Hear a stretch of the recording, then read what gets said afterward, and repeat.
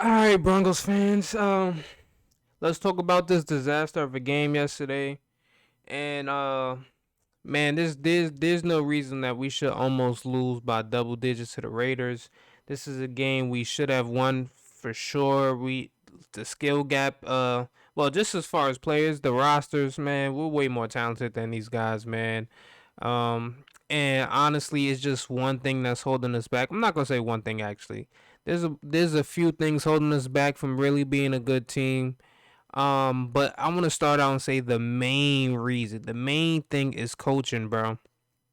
Um, Nathaniel Hackett's just not cut out for this job, and it's evident. We're only 4 weeks in, so of course he's allowed a grace period, or he's allowed some growing pains, I guess you can say, right? But man, for a team that went out there and signed a Russell Wilson, we gave him all his goddamn money.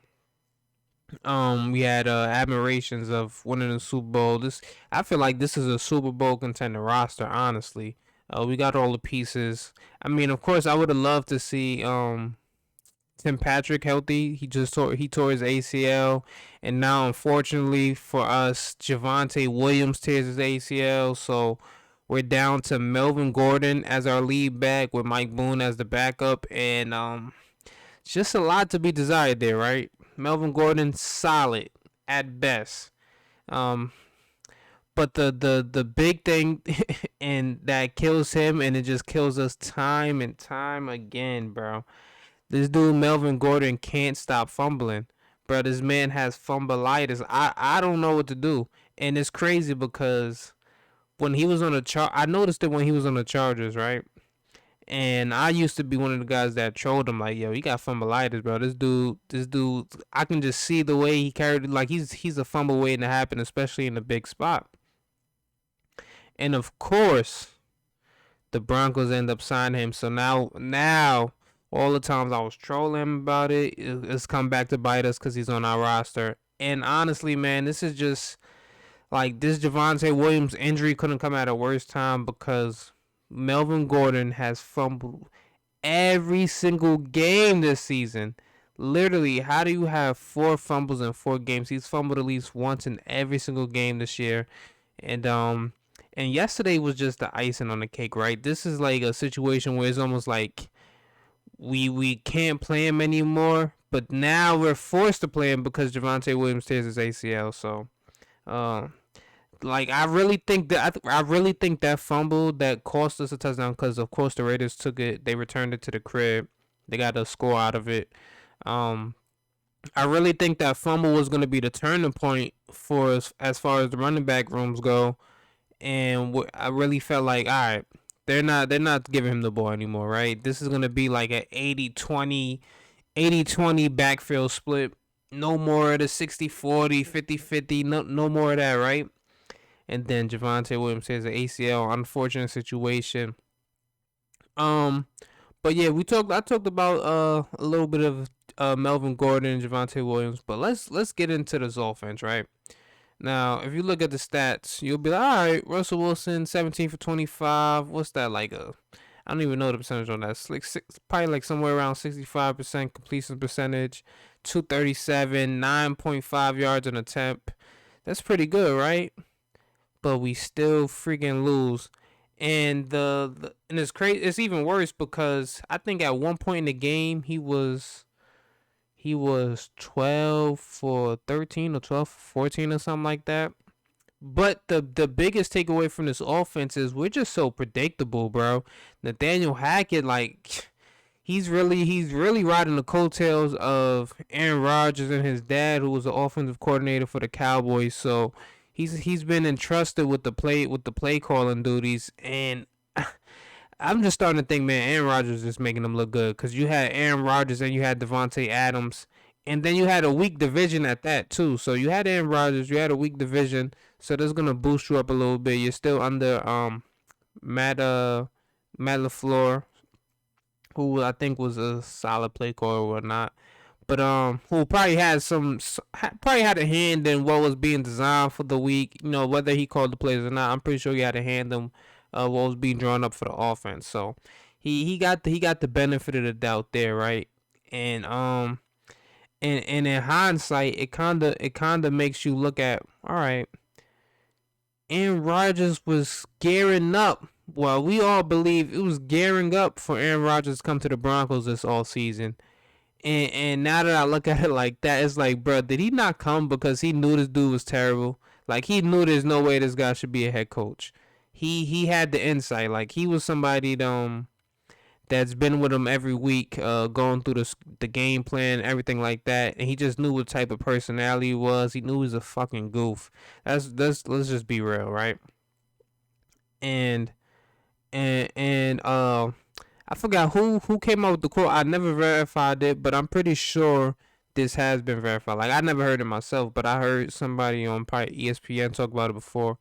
It was, or maybe it was Fox. I don't remember which one it was, but they said what Aaron Rodgers said about hack. One thing like when they asked him about hacking, he talked about like something so trivial like, oh, he was a fun person to be around, something corny like that, right? It was like he was a good poker some it was something stupid. I could go look it up, but it's not even that deep, right?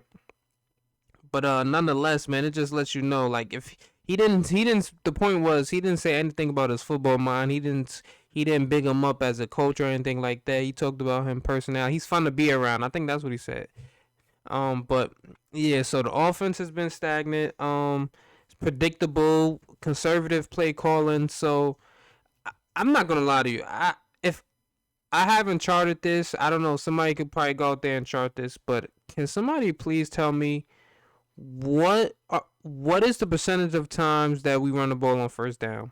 I feel like we run the ball on first down every single play, like every single play.